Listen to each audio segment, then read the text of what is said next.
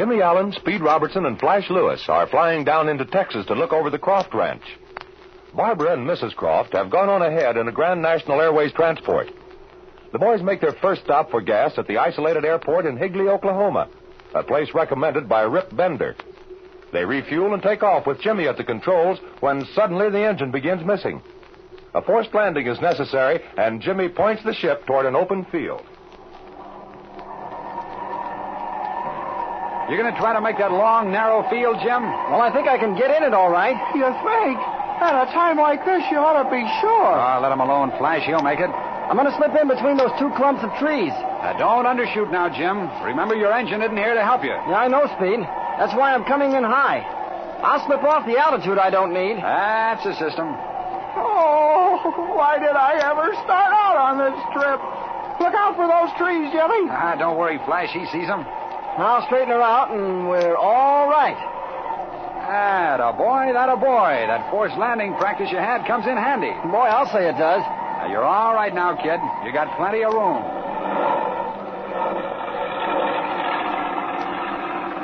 Hey, easy on those brakes. We don't want to nose over. He's all right. Let him alone. Oh, dear. There's another 5 years off my life. Oh, come on, Flash. It can't be that bad. What are you growling about? We got down all right. Yeah, I guess I shouldn't kick.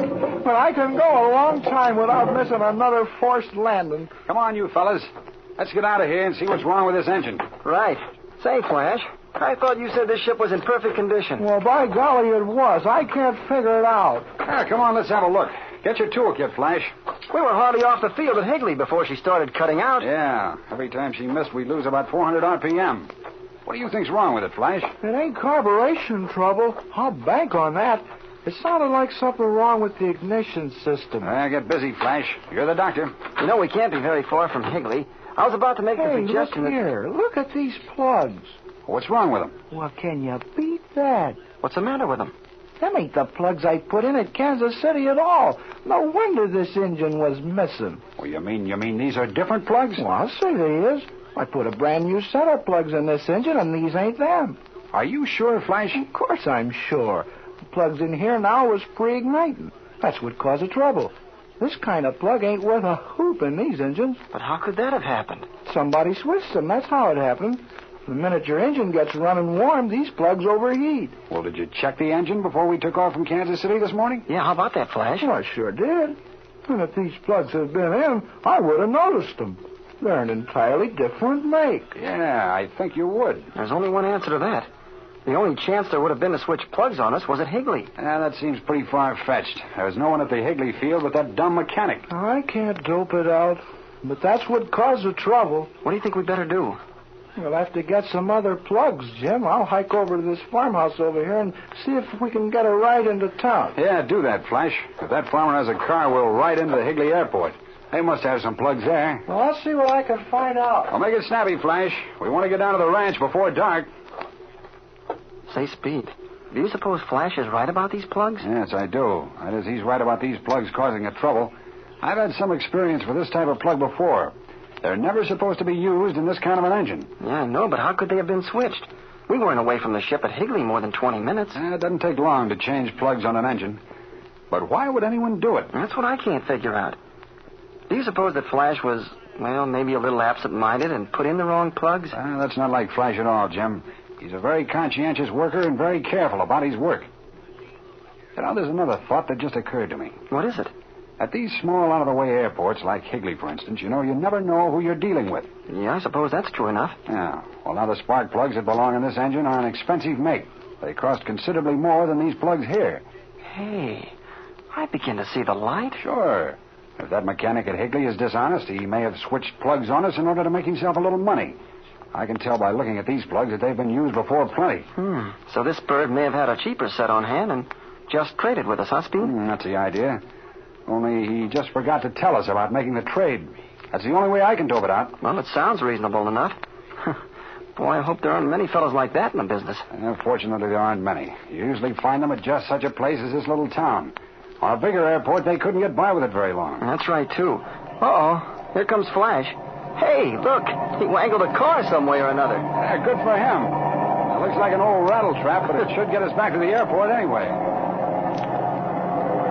on, you guys. Hop in this galloping, high-powered jalopy of mine. Where did you raise that broken-down pile of junk? No wisecracks about this chariot.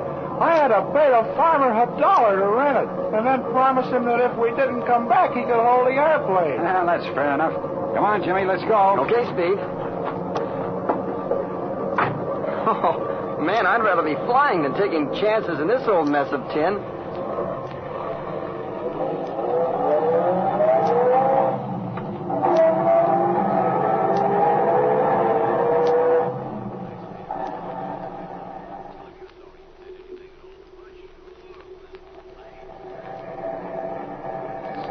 This car don't run so bad. What are you guys kicking about? I have been in worse cars, but I can't quite remember when.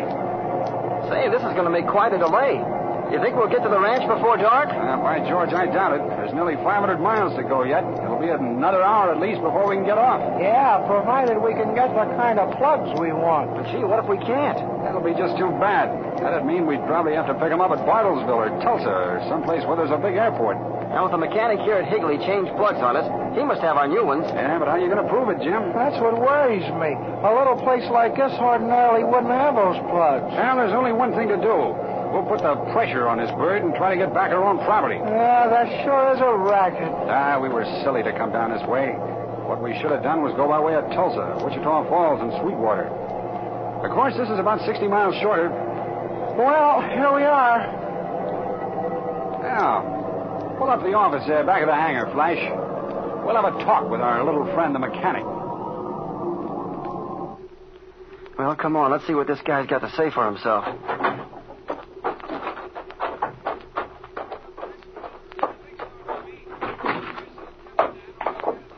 Well, you guys back so soon? I thought you was heading down into Texas. Yeah, we were. You must have come in pretty quiet. I didn't even hear you land. Now, we had a forced landing about 4 miles south of here and drove back in a borrowed car. Forced landing, huh? What's the trouble? Oh, nothing much. Do you keep a stock of spark plugs here by any chance? No, I don't, boys. You see, there ain't much traffic through here, and I never get any calls for supplies. You don't have any spark plugs at all, eh? Nope, mighty sorry. All we keep here is gas and oil. What kind of plugs you need? We gotta have a set of 14X. 14X, huh? Well, I guess you'll have to get them over in Tulsa. That's about 80 miles from here. Now, we're not going over to Tulsa or anywhere else to get 14X plugs, fella. We can get them right here. Don't know how you're going to do it. I don't carry no supplies. Be glad to call over to Tulsa for you, though. They can have them over here in about a day. Never mind the comics. We can do without that. Now, fella, we're not going to waste any time on you. Just get busy and dish out our 14X plugs that you so carelessly borrowed but forgot to mention. I don't know what you're talking about. I ain't got any 14X plugs. Now, look. That plug switching gag works sometimes, but it doesn't work with us. Now, get busy and fork over the plugs. You're barking up the wrong tree, fella. All I done to your airplane was put some gas in it. Oh, yeah? Well, if you don't carry any spark plugs in this place, what are you doing with a spark plug wrench in the pocket of your coverall? Oh, that? Well, that's a wrench I carry around with me all the time. Flash, you've been a mech a long time. Is a spark plug wrench good for anything else but taking out spark plugs? The only other use I made of it was to sock a fella over the head for stealing some plugs from me once. Do you have that wrench with you, Flash? We may need it. I'll say I got it with me, right here in my head. No, wait, fellas. You guys got me wrong. Don't pull no rough stuff. I didn't touch your airplane. I didn't steal your plugs. Sure enough, I didn't. I'll tell you what we're going to do, fella. We'll give you 1 minute to produce a set of 14X spark plugs. If you can find them, okay. If not, we're going to search this place, and if we find them, we're going to toss you right in a doghouse. Now, don't do that, boys. Don't do it. Let me look around the place here. Maybe I got some plugs I forgot about. All right, get busy. Well, hello. That sounds like someone starting up an airplane. Let's walk around to the hangar, Flash, and see who it is. Yeah, go ahead. I'll stay here and keep my eye on this bird. All right, Jimmy, come ahead.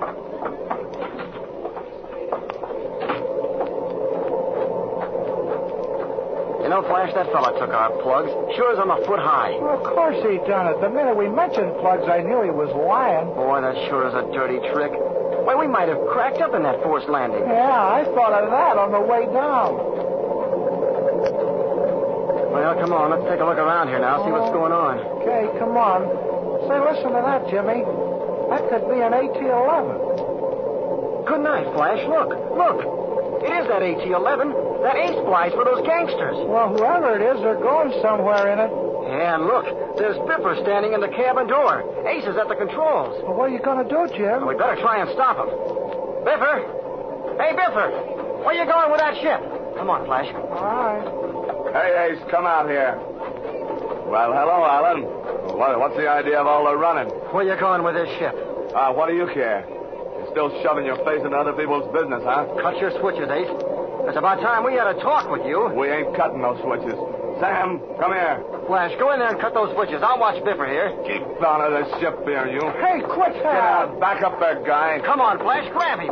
Come on, Sam, hurry up. Ace, they're looking for trouble. Get out of here. Have it, Flash. Get that sturdy rat trying to pull something on us again. That's the way he always is. Get him, Flash.